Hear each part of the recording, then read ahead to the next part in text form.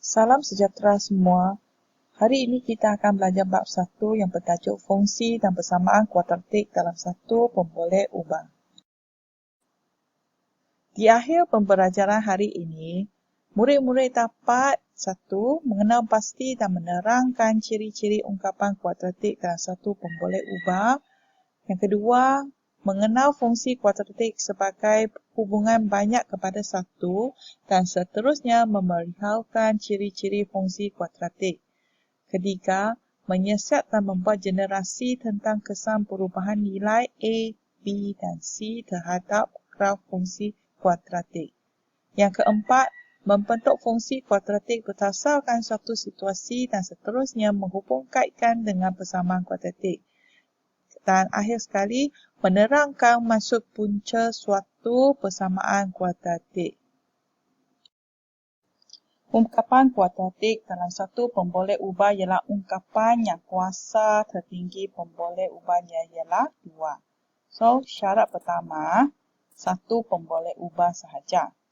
Okey, syarat kedua, kuasa tertinggi pemboleh ubah ialah 2. Adakah ungkapan ini ialah ungkapan kuadratik dalam satu pemboleh ubah? Ya, sebab hanya satu pemboleh ubah dan kuasa tertinggi pemboleh ubah ialah 2. Bagaimana pula dengan ungkapan ini? Bukan. Sebab terdapat 2 pemboleh ubah iaitu P dan Q dalam ungkapan ini. Bagaimana dengan ungkapan ini? Bukan. Sebab sekiranya kita tulis semula ungkapan ini jadi 2x kuasa 2 tolak 3x kuasa negatif 2. Ungkapan ini terdapat kuasa bukan nombor bulat. Ax kuasa 2 tambah bx tambah c merupakan bentuk am suatu ungkapan kuadratik dengan a, b dan c ialah pemalar. Pemalar ialah suatu nombor dan a tidak boleh sama dengan sifar. Kenapa a tidak boleh sama dengan sifar? Okay, apa akan berlaku sekiranya a sama dengan sifar? Ungkapan ini akan jadi bx tambah c. So, kuasa tertinggi pemboleh ubah di sini ialah 1. So, ungkapan ini bukan lagi ungkapan kuadratik tetapi ialah ungkapan linear. So, a tidak boleh sama dengan sifar. Okay, jika b sama dengan sifar, ungkapan ini akan jadi ax kuasa 2 tambah c. So, kuasa tertinggi pemboleh ubah ialah 2. So, ungkapan ini ialah ungkapan kuadratik. Maka B boleh ialah sifar. Bagaimana pula dengan C sama dengan sifar? Okay, jika C sama dengan sifar, ungkapan ini akan jadi AX kuasa 2 tambah BX. So, kuasa tertinggi ungkapan ini masih ialah 2. So, ini masih ialah kuadratik, ungkapan kuadratik. So, C boleh sama dengan sifar. So, mesti ingat AX kuasa 2 tambah BX tambah C dengan keadaan A tidak boleh sama dengan sifar. Tentukan sama ada setiap ungkapan berikut merupakan ungkapan kuadratik dalam satu pemboleh ubah atau bukan. Jika bukan, beri justifikasi anda. Berikan justifikasi anda bermaksud beri penerangan. Okey. Soalan A. 2x kuasa 2 tambah 5. Terdapat satu pemboleh ubah dan kuasa tertinggi pemboleh ubah ini ialah 2. So, ungkapan ini ialah ungkapan kuadratik dalam satu pemboleh ubah. Okey, soalan B. Okey. X kuasa 3 tolak 6. Bukan. Sebab kuasa tertinggi pemboleh ubah ungkapan ini ialah 3. Okey, untuk soalan C, 3x kuasa 2 tambah 2y tambah 1. Jawapan, bukan. Sebab terdapat 2 pemboleh ubah dalam ungkapan ini iaitu x dan Y. Okey, soalan D. 1/2 M kuasa 2. Ya, sebab satu pemboleh ubah dan kuasa tertinggi pemboleh ubah ini ialah 2. Okey, soalan E. Okey, 2X kuasa 2 tolak 3/X kuasa 2. Okey. Ungkapan ini boleh ditulis semula sebagai 2X kuasa 2 tolak 3X kuasa negatif 2. So, terdapat kuasa bukan nombor bulat. Ungkapan ini bukan ungkapan kuadratik dalam satu pemboleh ubah. Okey, untuk soalan F, 4X kuasa 2 tolak X kuasa 1/2. Jawapan ialah bukan, sebab terdapat kuasa yang bukan nombor bulat iaitu 1/2. Aktiviti 2. Tentukan nilai A, B dan C bagi setiap ungkapan kuadratik yang berikut. 3X kuasa 2 tambah 2X tambah 1. So, langkah pertama, kita mesti susun dalam bentuk am. Bentuk am, AX kuasa 2 tambah BX tambah C. Okey, sebutan pertama yang ada kuasa 2, kita tulis di bawah AX kuasa 2. So, 3X kuasa 2. Okey, seterusnya, tambah 2X, kita tulis di bawah tambah BX. Tambah 1, kita tulis di bawah tambah C. So, kita boleh tentukan nilai A. A ialah 3. B pula ialah 2. C, 1. Soalan seterusnya. 3X kuasa 2 tolak 2X tambah 1. So, kita susun dalam bentuk am. Okey. A ialah 3. B, negatif 2. C, 1. Okey, soalan seterusnya. 1/2 X kuasa 2 tambah 5X tolak 3/2. Okey, kita susun dalam bentuk am. Okey, apakah nilai A? 1/2. B, 5. C, negatif 3/2. Soalan seterusnya. Negatif X kuasa 2 tolak 3X tolak 9. Okey, susun dalam bentuk am. Okey, nilai A ialah negatif 1. Sebab 1 kita tidak tulis ya. Okey, B, negatif 3. C, negatif 9. Soalan seterusnya. 2X kuasa 2 tolak 4. Kita susun dalam bentuk am. 2X kuasa 2 tolak 4. Jadi nilai A ialah 2. B, 0. C, negatif 4. Okay. B ialah 0 sebab tak ada sebutan X. Okay, soalan seterusnya. Negatif X kuasa 2 tambah X. Angka pertama susun dalam bentuk am. Okey. Nilai A ialah negatif 1 sebab negatif 1 X kuasa 2 kita tak tulis 1 ya. Okey. B ialah 1 sama dengan tadi 1X. So kita tidak tulis 1. Okey, C. Okey, tak ada ya. So 0. Okey, soalan seterusnya 1/2 X kuasa 2. Okey, 1/2 X kuasa 2.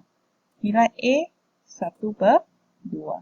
Nilai B 0. Nilai C 0.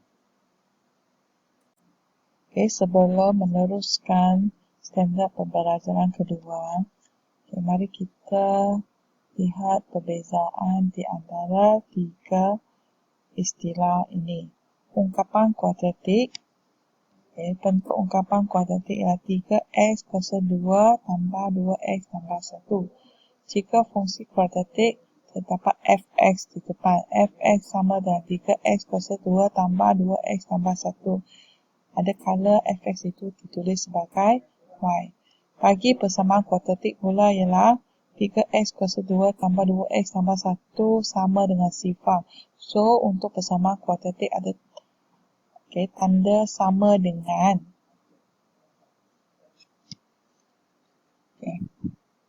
Fungsi kuadratik ialah satu hubungan banyak kepada satu. Lihat contoh ini. Fx sama dengan 2x kuasa 2 tambah 4x tolak 3. Jika kita gantikan x sama dengan negatif 3, fx ialah 3. Jika kita gantikan x ialah negatif 2, fx jadi negatif 3. Dan seterusnya. Lepas tu kita wakilkan hubungan ini, wakilkan maklumat ini dalam bentuk hubungan. Didapati imej 3 ini terdapat lebih daripada satu objek, itu negatif 3 dengan 1. So, ini ialah hubungan banyak kepada 1. Apakah bentuk fungsi kuadratik? Bentuk ini ditentukan berdasarkan nilai A. Jika nilai A lebih besar daripada sifar, bentuknya U.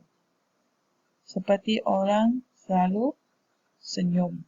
A lebih besar dari sifar merupakan nombor positif. So, orang positif selalunya gembira. So, selalu senyum. So, bentuknya U. Sekiranya A lebih kecil daripada sifar, bentuknya ialah muram.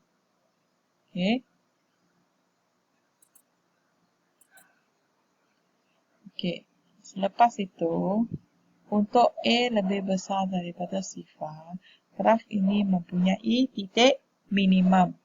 Untuk A lebih kecil daripada sifar pula, mempunyai titik maksimum. Paksi simetri bagi satu fungsi kuadratik ialah garis yang serali dengan paksi Y. Dan membahagikan graf tersebut kepada dua bahagian yang sama. Bahagian kiri sama dengan bahagian kanan. So, paksi simetri ini akan melalui titik maksimum atau titik minimum graf. Ni. Paksi simetri melalui titik minimum. Bagi graf ini pula, paksi simetri melalui titik maksimum. So, koordinat X bagi titik maksimum ialah sama dengan paksi simetri.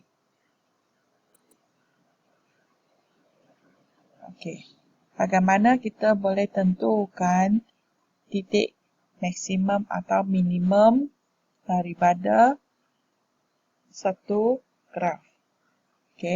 Jika graf diberi, tidak boleh baca terus. Ini merupakan titik minimum bagi fungsi ini. So koordinatnya ialah, kita baca X dulu, negatif 1 dan Y ialah negatif 5. So, graf fungsi ini mempunyai titik minimum dan koordinatnya ialah negatif 1, negatif 5. Sekiranya graf tidak diberi, kita juga boleh dapat titik minimum melalui pengkiraan. So, langkah pertama, kita perlu kira paksi simetri terlebih dahulu dengan menggunakan formula ini. X sama dengan negatif B bahagi 2A. So, A di sini ialah 2, B di sini ialah 4. So, kita masukkan dan kita dapati X sama dengan negatif 1. Selepas itu untuk mendapatkan koordinat Y, kita masukkan X sama dengan negatif 1 ke dalam fungsi ini. Kita dapati Fx ialah negatif 5. So, Fx itu merujuk kepada Y lah. So, titik minimum ialah negatif 1, negatif 5. Okey. Mari cuba jawab soalan ni. Fx sama dengan negatif 1/2 X kuasa 2 tolak 4X tambah 2. Apakah nilai A? Nilai A ialah negatif 1/2. Apakah bentuk graf? Okey. Negatif 1/2 lebih kecil daripada sifar. Nombor negatif, orang negatif, muka muram. So, U terbalik. Okey, lepas itu, kita boleh kira paksi simetri. Okey, dengan menggunakan rumus X sama dengan negatif B bagi 2A. So, A di sini ialah negatif 1/2, B ialah negatif 4. Okey, kita masukkan, kita dapati X sama dengan negatif 4. Okey, next. X sama dengan negatif 4 ialah paksi simetri bagi fungsi ini. Okey, untuk cari titik minimum atau titik maksimum, so kalau graf U terbalik ini titik maksimum kan? So titik maksimum. Okey, bagaimana dapatkan koordinatnya? Okey, kita boleh guna pengiraan. So kita sudah dapat koordinat X-nya sebab paksi simetri melalui titik maksimum. Okey. X sekarang ialah negatif 4. Kita masukkan ke dalam fungsi. Kita dapati Fx sama dengan 10. Fx itu ialah koordinat bagi Y lah. Okey. Jadi koordinat bagi titik maksimum ialah negatif 4, 10. Okey. Pembelajaran seterusnya. Apakah kesan perubahan nilai A? Okey. Semakin kecil nilai A, semakin lebar lengkuk graf. Okay, rujuk contoh di sini. Okey, katakanlah A1 ialah 1. Okey, A2 ialah 3. Okey, didapati jika A kecil, okay, graf ini lebih lebar. Begitu juga untuk yang graf di mana A lebih kecil daripada sifar. Okay, kesan perubahan nilai B. Okay, untuk graf A lebih besar daripada sifar. Okay, jika B lebih besar dari sifar, paksi simetrinya akan berada di kiri paksi Y. Okay, jika B lebih kecil daripada sifar, maka paksi simetri berada di sebelah kanan paksi Y. Jika B sama dengan sifar, paksi simetrinya ialah paksi Y. Okay, untuk graf A lebih kecil daripada sifar, jika B lebih besar dari sifar, paksi simetrinya berada di kanan. Okay, jika B lebih kecil daripada sifar, paksi simetrinya berada di sebelah kiri paksi Y. Okay, B sama dengan sifar. Okay, paksi simetri berada di paksi Y. Okay, seterusnya, nilai C ialah menentukan kedudukan lintasan Y. Okay, standard pembelajaran seterusnya ialah membentuk fungsi kuadratik berdasarkan suatu situasi dan seterusnya menghubung kaitkan dengan persamaan kuadratik. Okay, fungsi kuadratik cikgu sudah terangkan tadi. Okay, bentuknya Fx sama dengan Ax kuasa 2 tambah Bx tambah 1. Okay, kalau kuadratik dia ada sama, tanda sama dengan. Okay, lihat soalan. Encik Kanesan merancang untuk membuat 2 jenis kad untuk digunakan dalam aktiviti kelab matematik. Ukuran bagi kad-kad tersebut seperti yang ditunjukkan dalam lajang. Okay, yang pertama, lebar ialah X, panjang juga X. Okay, yang kedua, lebar ialah X, panjang pula ialah X tambah 1. Soalan A. Bentuk satu fungsi bagi jumlah luas kedua-dua kad ini. Okay, dalam sebutan X. Okay, kita gunakan huruf L untuk mewakili jumlah luas kedua-dua kad. Okay, bagaimana kira luas untuk segi 4 sama Okay, X darab X. Bagi segi 4 tepat ini, X darab 2, X tambah 1. Panjang darab lebar. So, kita dapat L sama dengan X darab X adalah X kuasa 2. Lepas tu X darab 2, X tambah 1. Okay, kalau kita kembangkan, kita akan dapat X kuasa 2, X darab 2, X kita dapat 2, X kuasa 2, X darab 1 kita dapat X. So, inilah. Okay, seterusnya, X kuasa 2 tambah 2X akan sama dengan 3X kuasa 2. So, akhirnya kita dapat fungsi bagi jumlah luas kedua-dua kad, iaitu L sama dengan 3X kuasa 2 tambah X. Okay, soalan B. Diberi jumlah luas kedua-dua kad ialah 114 cm persegi. Bentuk satu persamaan kuadratik dalam sebutan X. So, jumlah luas ialah 114. So, kita masukkanlah luas ialah 114. Okey. Selepas itu, kita tahu kalau dalam bentuk persamaan kuadratik sama dengan sifar. So, kita kena pindahkan sebutan ini 114 ke sebelah kiri. Okey, kita akan dapat 3X kuasa 2 tambah X tolak 114 sama dengan sifar. Okey, sebelum meneruskan pembelajaran hari ini, cikgu nak tunjukkan cara mendapatkan jawapan sekiranya X sama dengan 1 untuk soalan ini. So, kita boleh dapat jawapan dengan pantas menggunakan kalkulator. So, pertama, kita tekan 2 alfa X lepas X kuasa 2. Okay, bagi persamaan ni 2X kuasa 2. Okay, 2 alfa, di sini X. Nampak warna merah. Okay, kita tekan butang ni. So, untuk masukkan huruf X, kita tekan alfa lepas tu butang ni. Okay, X kuasa 2.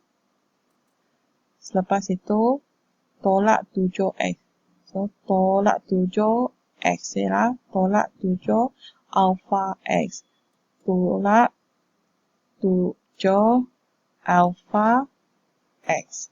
Okay, lepas tu tambah 3. Okay, untuk kira jawapan apabila X sama dengan 1, okay, kita tekan calculate. X ialah apa? X ialah 1. So, kita masukkan 1. Okay, jawapan ialah negatif 2. Okey, untuk kira X sama dengan 3, so kita tekan calculate X, kita masukkan 3 dan kita boleh dapat jawapan dengan butang tanda sama. So, ialah sifar. Standard pembelajaran terakhir pagi hari ini ialah menerangkan maksud punca satu persamaan kuadratik. Punca bagi persamaan kuadratik AX kuasa 2 tambah BX tambah C sama dengan sifar ialah nilai pemboleh ubah X yang memuaskan persamaan tersebut. Terdapat satu atau dua nilai pemboleh ubah yang memuaskan satu persamaan kuadratik. Okey, lihat persamaan kuadratik di sebelah kiri. Okey, adakah negatif 2 ialah punca bagi persamaan kuadratik ini? So, caranya ialah kita gantikan nilai X dengan negatif 2. Okey, kita kira bahagian kiri. Sekiranya bahagian kiri jawapannya ialah sifar, maka negatif 2 ialah punca bagi persamaan kuadratik ini. Okey, mari kita kira. Kita dapati ialah 9. Okey, kalau 9 tidak sama dengan sebelah kanan, maka negatif 2 bukan punca bagi persamaan ini. Okey, bagaimana pula dengan negatif 1? Okey, kalau kita kira, sebelah kiri akan dapat 4. 4 bukan sifar, tidak sama dengan sebelah kanan persamaan ini. So, negatif 1 bukan punca bagi persamaan ini. Okey, seterusnya sifar kita dapati ialah 1. So, sifar juga bukan punca bagi persamaan ini. Bagaimana pula dengan 1? Okey, kalau kita masukkan 1, bahagian kiri kita akan dapat sifar. So, sifar sama dengan sifar di sebelah kanan. Jadi, 1 itu ialah punca bagi persamaan ini. Okey, kalau 2 kita dapati 1, maka 2 bukan punca. Untuk persamaan ini, okey, melalui aktiviti ini kita dapati hanya 1 saja punca bagi persamaan ini, iaitu 1. Okey, untuk persamaan di sebelah kanan pula, okey, kalau kita kalau X ialah sifar, kita masuk ke dalam bahagian kiri persamaan ini, kita dapati ialah 2. Okey, jika bukan sama sifar, maka sifar bukan punca bagi persamaan ini. Okey, 1 kita dapati ialah sifar. So, 1 ialah punca bagi persamaan ini, 2 juga, 3 bukan, dan 4 bukan juga. So, di sini terdapat 2 punca bagi persamaan ini, iaitu 1 dan 2. Okay, kita boleh cari punca bagi satu persamaan kuadratik sekiranya graf fungsi kuadratik diberi. Okay, caranya ialah kita dapatkan nilai X apabila Y sama dengan sifar. Sebab persamaan kuadratik ialah 2X kuasa 2 tambah 5X tolak 12 sama dengan sifar, di mana Fx sama dengan sifar. Kalau Fx sama dengan sifar, X-nya ialah negatif 4 dan satu lagi di sini 1.5. So, X sama dengan negatif 4 atau X sama dengan 1.5 merupakan punca bagi persamaan kuadratik 2X kuasa 2 tambah 5X tolak 12 sama dengan sifar. Okey, sekiranya graf tidak diberi, okey, tetapi kita diberi nilai X. So, kita nak tahu sama ada X yang diberi merupakan punca bagi sesuatu persamaan atau tidak. Okey, so apa yang kita lakukan seperti penerangan sebelumnya, so kita gantikan X di sebelah kiri persamaan itu dengan negatif 4 dan kita kirakan sekiranya ialah sifar sama dengan sebelah kanan, maka X sama dengan negatif 4 merupakan punca bagi persamaan kuadratik ini. Okey, so kita kirakan didapati ia sama dengan sifar, sama dengan sebelah kanan persamaan kuadratik yang diberi. So, X sama dengan negatif ialah punca bagi persamaan kuadratik ini. Okey, bagaimana dengan X sama dengan 1? Okey, apabila kita gantikan X sama dengan 1 ke dalam bahagian kiri persamaan kuadratik ini, didapati ialah negatif 5. So, negatif 5 bukan sifar, tidak sama dengan sebelah kanan, maka X sama dengan 1 bukan punca bagi persamaan ini. Okey, itu sahaja untuk pembelajaran kali ini. Sekian, terima kasih.